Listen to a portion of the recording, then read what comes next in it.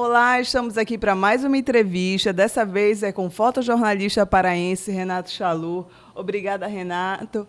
E a gente vai falar desse novo trabalho do Renato, que é uma exposição chamada Paisagens Fluidas, que ela está aberta ao público entre 25 de maio a 30 de junho. Renato, muito obrigada aqui por esse bate-papo, tá? E eu vou começar te perguntando o seguinte: explica um pouco desse conceito de fluidez que está presente, né, nesse teu novo trabalho, e fala de que forma aplicaste esse conceito, de que forma chega no teu olhar, né, e de que forma tu aplicaste isso nesse trabalho. Olá, Bruna. O conceito de fluidez, ele, desde a modernidade, lá no fim do século XIX, início do século XX, acho que foi Marx também que afirmou que tudo se dilui, tudo se perde rapidamente, tudo se esvai, como num sopro. E depois, agora, no nosso segundo momento da modernidade, o Bauman, também Modernidade Líquida, Amores Líquidos, ele também traz esse conceito de um segundo momento da modernidade, onde tudo se esvai, tudo também perde, tudo é muito rápido, né? E então o processo do meu trabalho, ele se apropriou das minhas próprias imagens de arquivo, onde eram imagens fotográficas. Depois eu intervi com a pintura nelas, então eu refotografo esse material depois delas serem pintadas, imprimo novamente elas e vou novamente com a tinta. Então a gente acaba diluindo, acaba fluindo aí entre as linguagens, e elas se perdem, meio que pintura vira fotografia, fotografia vira pintura, e é a partir de um momento onde elas se unem, se diluem, e a partir disso que a gente trabalha esse conceito da fluidez. Entendi, é porque vai se movimentando, né? Exato, ela, enfim, não tem um fim exatamente. Que daí pode virar futuramente uma outra técnica, esse movimento que a gente busca justamente para o trabalho. E era justamente essa pergunta agora, que nesse trabalho tu une, né, duas linguagens artísticas, que é a fotografia e a pintura. Me fala um pouco assim de como, nesse momento da fotografia, tu tiveste olhar para determinado objeto, determinada paisagem. E o que mudou nesse tempo até chegar na pintura, quando tu introduziste com essa outra técnica? O primeiro passo aí é você ter um desprendimento da imagem original, porque, de qualquer maneira, é uma imagem já icônica ali que você já trouxe, já está no arquivo, ela já é simbólica, ela já existe, então você tem que criar um desapego dela, porque você vai interferir naquela imagem. E pode ser que não reste nada daquela imagem original, ou então tem um traço dela no final, no real. Então, eu acabo me apropriando do meu próprio arquivo, né, para gerar outras possibilidades, tirar ela daquele momento, por exemplo, uma imagem caminhando na chuva, do guarda-chuva, que é uma imagem clássica. Ali eu tentei, com a tinta, transformar em outro ambiente, trazer ele para um outro universo, para uma outra atmosfera, que não aquela mesma que a imagem inicial estaria ali, né?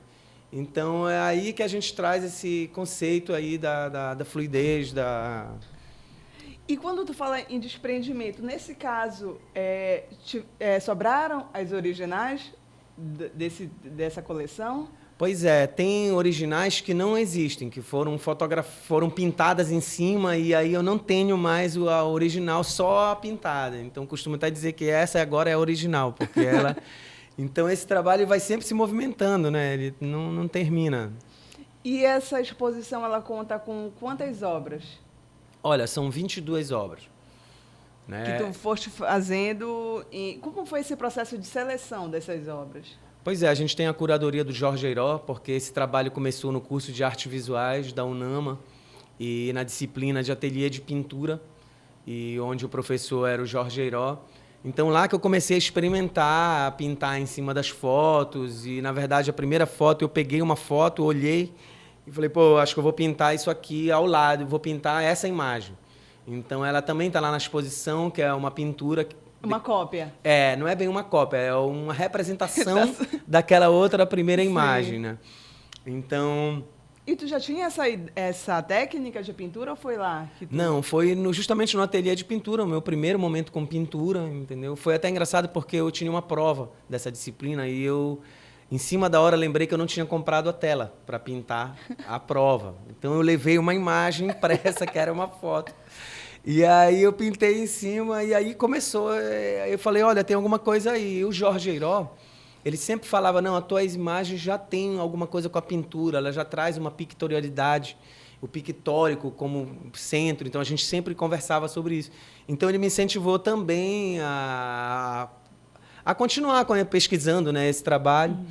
E aí foi muito feliz chamá-lo de agora para a curadoria do processo, porque tudo tinha começado lá na disciplina dele. Então, exato, ele acompanhou então esse diálogo entre pintor, fotógrafo, pintor, foi algo natural para o processo e que contribuiu muito para o trabalho. Como tu falaste, não existe um objetivo, é apenas um processo artístico, né? Conta um pouquinho desse processo, como é que funciona essa técnica, né, da pintura em cima da fotografia. Teoricamente, por exemplo, aqui, eu não sei se a câmera pode mostrar, mas, por exemplo, eu tenho uma imagem aqui da chuva, né? Que é uma imagem de Belém, clássica, característica. Eu estava até esperando o carro do jornal passar, e aí choveu, me lembro, isso aqui, acho que é 2001, essa imagem. Legal. E aí fiz essa imagem. Então, a partir dessa imagem, por exemplo, aqui a gente já traz um recorte dela, desse rapaz andando, é a mesma imagem na horizontal, recortada, só que aqui a gente já entra com a tinta, com a acrílica, e foi o primeiro momento que eu, por exemplo, pintei essa imagem e depois eu fotografei parte dessa imagem só. Não toda, por exemplo, a imagem, nesse caso aqui, né? Então, essa imagem original, ela deu origem a essa pintura, depois ela dá origem a mais essa pintura, entendeu? Que aqui a gente já traz um pouco mais dos impressionistas, aquele traço mais rápido, né, da sensação que a gente quer passar. E ela também deu origem a uma xilogravura, que você faz você tem que escavar na madeira, entendeu? Então ela também... Então essa série da chuva, ela é bem emblemática no processo, porque ela, desde a primeira foto, que era a película, deu origem a uma pintura. Aí dessa pintura também fiz uma xilogravura na madeira. Então essa série, ela traz justamente esse como é que a gente pode falar? Né? Não só o desdobramento, mas justamente esse conceito de fluidez das linguagens, entendeu? E o tempo que passa, porque a gente não está mais naquele tempo daquela foto, e a gente está no novo tempo que é dessa imagem agora pintada. Então, os tempos também se confundem e trazem esse conceito de liquidez, de diluição das imagens. E a exposição, ela está dividida em séries? Como é que está dividida? Sim. Aí tem algumas séries dentro dessa... Fala um pouquinho delas. Pois é. Foi legal também o Jorge Eiró, né, com o conceito da exposição. A gente fez uma leitura, porque é o seguinte, lá no final do século XIX, tem um inglês chamado William Turner. Ele é o cara que vai sair do estúdio, digamos, de pintura, do ateliê de pintura, para trazer aquelas paisagens magníficas que ele fazia, entendeu? Então, ele já é pré-impressionismo. Quando os impressionistas vão sair de vez para a rua para pegar aquele momento. O Turner, um pouco antes, ele cria aquelas paisagens oníricas, lindas. E ele também tem uma tela clássica dele, que é Chuva, Vapor e Velocidade, onde ele traz só o resquício daquela imagem, onde é uma fumaça se diluindo, perdendo aquilo. Então, o trabalho tem uma série que chama Antes e Depois da Tempestade, que é uma alusão a Turner, que é um pouco dessa pintura já clássica, um pouco ali do fim do século XIX. E aí ela faz um caminho que a pintura fez também. Logo depois do Turner, ali, desse momento, vem os impressionistas, né? E aí tem também um pouco dessa minha parte que eu pinto ali mais com pinceladas rápidas, que também trazendo uma sensação, que é o que eu quero trazer para a tela. Então, a pintura também traz essa parte mais impressionista e a gente vai chegar numa pintura mais abstrata também, no abstracionismo, como já tem aqui, por exemplo, nessa imagem, onde é o macro, onde é o olho de peixe, onde o olho de peixe também é uma lente de fotografia, então faz essa relação pintura-foto através desse olho de peixe, que é uma lente. Uma metalinguagem, né? Exatamente, justamente trazer um pouco isso. Então, aí já é um momento mais abstrato. Então, a exposição também percorre um caminho de pintura. Essa pintura que foi mais lá do final do século XIX, que eu tento voltar para aquele tempo. E também os impressionistas, porque é uma coisa mais rápida, e o abstrato, que é onde... Então, ainda tem pelo menos esses 3 momentos dentro da exposição.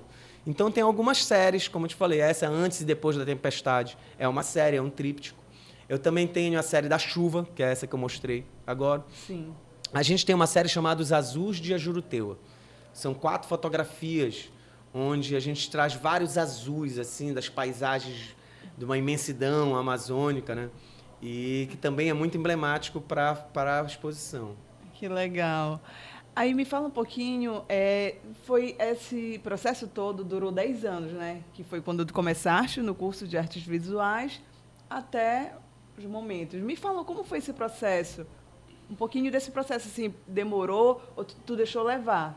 Depois que saí da universidade, eu já tinha pintado algumas telas dessa, inclusive eu acho que eu fui convidado do Arte Pará em 2011, dos salões também já tinha umas 4 imagens dessas pintadas, que são as imagens maiores, que são originais, onde a tinta está lá mesmo, né?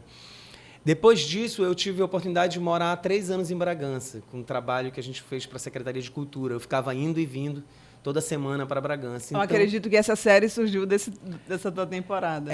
Aí lá em Bragança eu pude justamente ir muitas vezes para Juruteua, naquele horário entre 6h30 e 7h30 da noite, que eu estava buscando a relação entre esse fim de tarde, sim, o início das luzes, aquela mistura das luzes, que era justamente esse momento que os fotógrafos amam, né? Para captar, por exemplo, essa imagem que está aqui no vídeo, que é uma palafita no céu. Esse nome foi até dado pelo Ronaldo Brasiliense num post que eu fiz do Facebook. Aí ele, olha, uma palafita no céu. Eu falei, acho que eu vou adotar esse nome. Então era tentar tirar, de qualquer maneira, da realidade aquela imagem.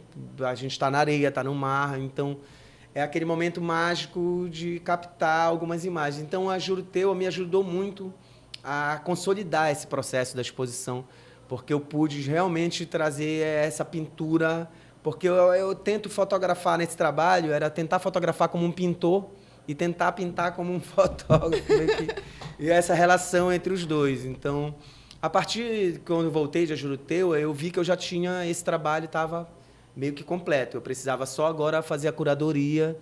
Então, tu começaste nele com uma finalidade, né? Tentando chegar nesse objetivo. Ficava pensando nele, não foi algo que, deixei a vida levar. Tinha não, a arte, ela te persegue. Às vezes a gente tenta desistir dela, mas aí ela acaba te perseguindo. Então, esse trabalho, realmente, eu estou perseguindo tem um tempo, entende? Aí a gente foi amadurecendo o conceito, foi amadurecendo a técnica, entendeu? E também, ela, por exemplo, todo esse material ele é impresso em papel de tela, de pintura, que a gente chama de canvas. E isso também proporcionou uma nova textura para o trabalho, entendeu? Então, é como se fosse a tinta, porque um borrado num papel fotográfico tem um efeito.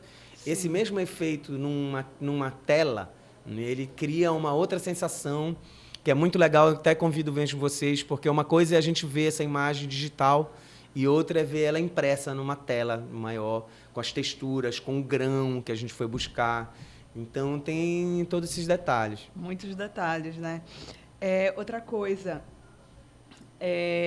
Renato, tu começaste no fotojornalismo e tu foste já transitando para esse espaço, né, mais da arte, das artes visuais.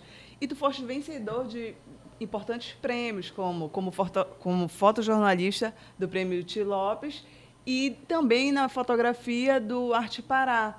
Me fala, como é transitar, né, por esses espaços? O fotojornalista, que é aquele espaço mais da realidade, e depois para esse mundo da arte, que de repente tu pode flutuar mais. Como é transitar por esses espaços? Pois é, eu tive o privilégio, né, de trabalhar aqui no Jornal Liberal em um momento onde a gente tínhamos grandes fotógrafos aqui na redação, Ari Souza, Paula Sampaio, e tinham chego de Brasília o Carlos Silva, o Raimundo Pacó, e fora todo mundo ainda que está aqui, o Cristino Martins, eram grandes fotógrafos que tinham aqui 20 anos de fotografia.